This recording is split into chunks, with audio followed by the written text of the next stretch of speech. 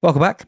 It's Kovacs Port, and it's time for Ultimate Wolverine #7 by Chris Condon and Alessandro Capuccio. Now, I've been in and out of this book. It hasn't been great. It pulled me back in, then it lost me again, and now we're at issue 7 because I'm going to do this whole lot before I just give up on it.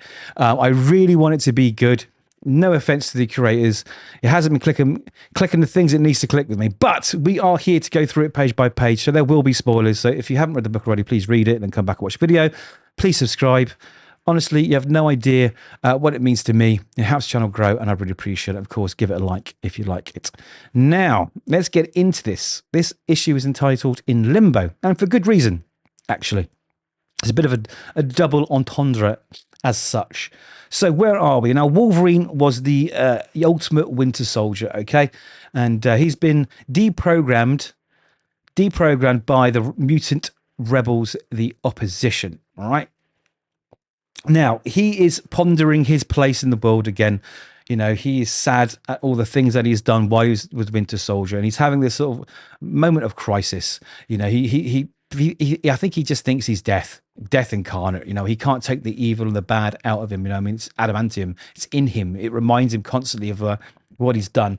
Now, he did. I think he killed Nightwing. Not Nightwing. Sorry, wrong universe. He might as well have done. Nightcrawler, and another one of his old friends in a previous issue accidentally, and he is suffering mentally from that. Now, Directorate X, the baddies, okay, which is Colossus, Magik, and Omega Red, they don't know that Wolverine's lost and been returned to the fold of the Resistance as such.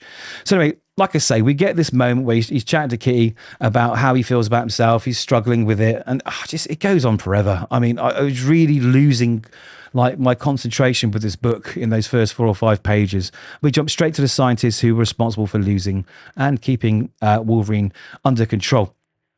The bosses don't know, but of course, Omega Red has been listening, and he now knows what's going on. So he drags one of these scientists quite brutally across the floor over to Magik, and she reveals her ultimate power. So this is her power in the ultimate. She has a gateway to Limbo. She's in control of Limbo.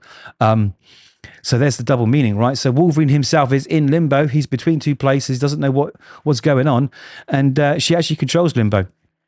We bump back into Sabretooth, who in the Ultimate Universe at the moment is an old buddy of Wolverine. He's the one who kind of like helped pull him out of where he was and help the Resistance regain control over Wolverine. And he's angry. He's really angry at Wolverine. He's angry at Sabretooth because, of course, Wolverine and Sabretooth have never got on, no matter what dimension, what universe, what reality the stories are told in. And he wanted Sabretooth to kill him if he ever turned bad, and he didn't. He saved him. So this is where some animosity is starting, and it's so forced, these 2 pages. It's like, oh, we need to establish early on that these two aren't really, just not friends anymore, so that later on we could tell this other story where they have a fight or something. And I'm like, okay. Anyway, back to Limbo, which is where I feel I am at this point in the book, and Magik is displaying her powers, and that is pretty cool. I will give you that. So her having control over Limbo and the demons within it, I thought was really, really cool. Basically, they're scaring the living shit out of this Dr. Prostovich, right? Who's basically about to be killed, but she pulls a card out. She pulls her sort of, I can help you get him back. I can help you do something. I can destroy all the mutants. I just need a chance. Don't kill me. So she saves her life. Then we go back to this really overblown talk about how, Mikhail Rasputin here, he was a baddie, and now he's a goodie, and we're going to fight. We're going to fight for what's right. We're going to rally the troops. We're going to take on the bad guys. And again, it just falls flat. I'm so uninterested in this. Anyway, they have a mission, and there's this page here where Beast decides who's coming on the mission. And he goes through them, and he gives them their code names. Now, I'm not sure if they had their code names before. So he goes, Limbo and Pride, Gambit and Sprite, Romanov and Shostakov, code names Widow and Guardian. I'm not sure if they had their names before, or he's giving them their names now. And then Logan makes this joke, and again they did this in Ultimate Incursion Spider-Man, where Spider-Man's son Richard has basically got the Pico black Venom suit, and he gets named Venom in some sort of like arbitrary panel where it's just a real sort of throwaway thing. They've done it here as well, where it's like, oh, why didn't I get a nickname?